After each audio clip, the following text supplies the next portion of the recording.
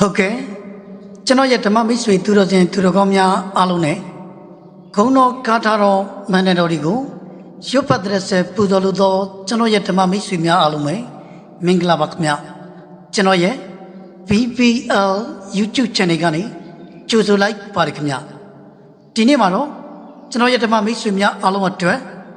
တရဏဂုံကိုဖျောင်းတိုင်ပေါ်မှာရေးပြီးအတိတ်တန်ဝင်တဲ့နီလန်တစ်ခုကိုဝိမြတ်ပေးခြင်းပါတယ်ခင်ဗျတရဏဂုံအတိတ်တန်ဖျောင်းတိုင်လို့ဆုတ်ထားပါတယ်ခင်ဗျဒီအတိတ်တန်ကလည်းကျွန်တော်ရဲ့ဓမ္မမိတ်ဆွေများအားလုံးအတွက်အလွန်ကိုအကျိုးရှိစေပြီးအသုံးဝင်စေလိမ့်မယ်လို့လည်းအပြည့်အဝရှုံကြည်ပါတယ်ခင်ဗျဒါဆိုတော့ကျွန်တော်ရဲ့ဓမ္မမိတ်ဆွေများအားလုံးအတွက်တရဏဂုံကိုဖျောင်းတိုင်ပေါ်မှာရေးပြီးအတိတ်တန်ဝင်တဲ့ဤကိုဝိမြတ်ပေးပါမယ်တရဏဂုံကိုဖျောင်းတိုင်ပေါ်မှာရေးပြီးအတိတ်တန်ဘယ်လိုလုပ်ရမလဲဆိုရင်အရင်ဆုံးဓမ္မမိတ်ဆွေတို့စီမှာဖျောင်းတိုင်အဖြူ3တိုင်ရှိဖို့လိုပါတယ်အဲ့ဒီဖျောင်းတိုင်အဖြူ3တိုင်ပေါ်မှာ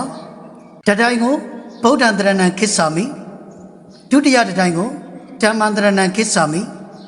တတိယတတိုင်ကိုသံဃံတရဏံခိစ္ဆာမိဆိုပြီးတော့တန်ကျွန်သို့မဟုတ်ဘောပင်နဲ့ရေးရပါမယ်အဲ့ဒီလိုဖျောင်းတိုင်အဖြူ3တိုင်ပေါ်မှာတရဏဂုံကိုရေးပြီးသွားပြီဆိုရင်မိမိတို့ရဲ့မွေးနေ့မနေ့နေထွက်ချိန်မှာရေချိုးတန့်စင်ပြီးဖျားရှိမှာဖျောင်းတိုင်3တိုင်ကိုတန်းစီပြီးတော့ပူဇော်ရပါမယ်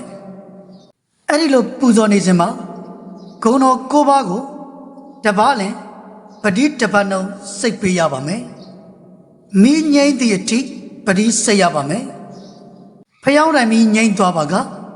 အလိုချင်ဆုံးဆုတစ်ခုတောင်းရပါမယ်အဲ့ဒီလိုဆုတောင်းတဲ့အခါမှာမိမိတို့ရဲ့စိတ်ထဲကလိုက်လဲဆုတောင်းရပါမယ်9ရက်တိတိပြုလုပ်ပေးရပါမယ်အဲ့ဒီလိုပြုလုပ်လိုက်တဲ့အခါမှာတစ်ချိန်နဲ့မအောင်မြင်ဘူးဆိုရင်3ချိန်ပြုလုပ်ရပါမယ်3ချိန်ပြုလုပ်ပြီးရင်တော့ကျင်းသည့်အောင်မြင်ပြီလို့ဤတရဏဂုံဖျောင်းတိုင်အထိတ်တန်ကညွှန်ပြထားပါတယ်ခင်ဗျာဒါကြောင့်ကျွန်တော်ရဲ့ဓမ္မမိတ်ဆွေများအားလုံးအတွက်အကြိုက်တူလင်ယူသုံးလို့ရအောင်ကျွန်တော်ဖတ်ထားမိသလောက်ကျွန်တော်လေ့လာထားမိသလောက်ကိုပြန်လည်ဝေမျှပေးလိုက်ပါတယ်ခင်ဗျာမူရင်းရေးသားတင်ဆက်ပေးပါသောဆရာများကိုအစင်ထာဝရလေးစားလျက်ကျွန်တော်ရဲ့ဗီဒီယိုလေးကိုဒီလောက်နဲ့ပဲရလိုက်ပါတော့မယ်ခင်ဗျာကျွန်တော်ရဲ့နောက်ထပ်အသစ်တင်ပေးသွားမယ့်ဗီဒီယိုလေးတွေမှာပြန်လည်ဆုံတွေ့ကြပါဦးမယ်ခင်ဗျာ